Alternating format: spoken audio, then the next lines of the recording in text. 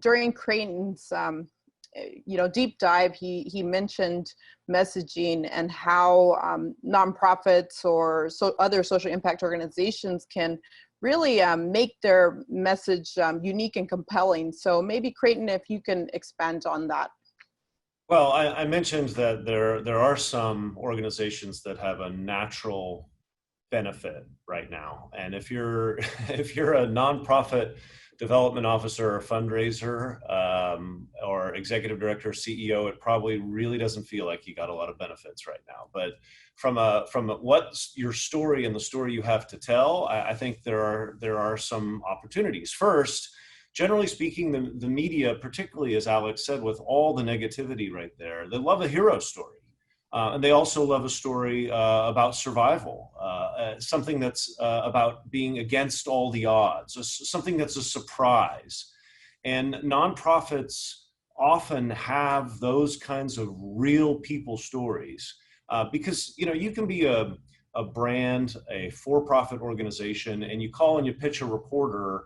It's especially difficult to break through because, reporters typically, I still think of myself to some degree as a journalist, we're kind of a cynical bunch. So you figure, well, you're calling me because you want something. And, I'm just likely to send you down the hall to the sales department to buy some advertising, unless you can tell me a compelling story. As a nonprofit, you've got this advantage because I think reporters, generally speaking, realize that you have more selfless motives and that you're very impacted right now. Nonprofits also have numbers, and very relevant numbers. For example, I think on the call today, Virginia Hoke from Children's is here. Well, of course, Children's and the other hospitals have foundations, but they also have data that reporters want to get their hands on. I think nonprofits also can have a relevant hook to the situation. Another one of our participants today is Jason Dyke, who founded Carson's Village, and they provide support to families who lose a loved one by surprise or in a surprise situation, whether it's suicide or COVID. And can you imagine right now their phone is ringing off the hook? Here's this small nonprofit organization that provides this service that's unique. And they're getting a lot of attention right now because that's a unique story that's very relevant.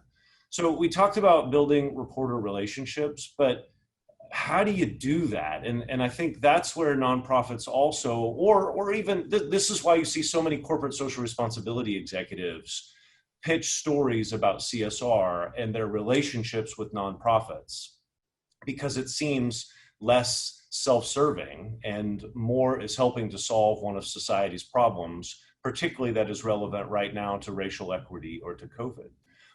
But in particular, when nonprofits are building relationships with reporters, it's very difficult in the middle of a crisis to call up a reporter and say, hey, my name is Bob Jorgensen. We've never met before, but I wanted to introduce myself to you. That's hard, right? It's really hard to get their attention, which is why it's so important to make friends when times are good.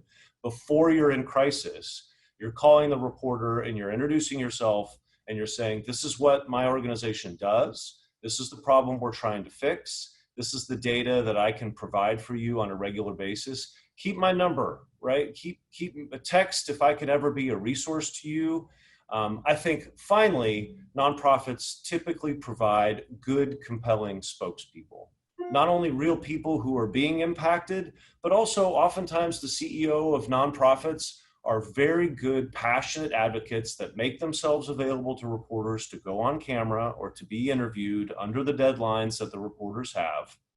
They've got colorful and interesting stories to tell. And that's not always the case with corporate types, as we know. We've all tried to media train our CEOs or those folks that we were going to put in front of a camera, and sometimes it works better than others. So making yourself a resource, an expert, a thought leader, and letting reporters know that you're there, that you exist, and that you've got some stories to tell that benefit them and not just you, that can really go a long way.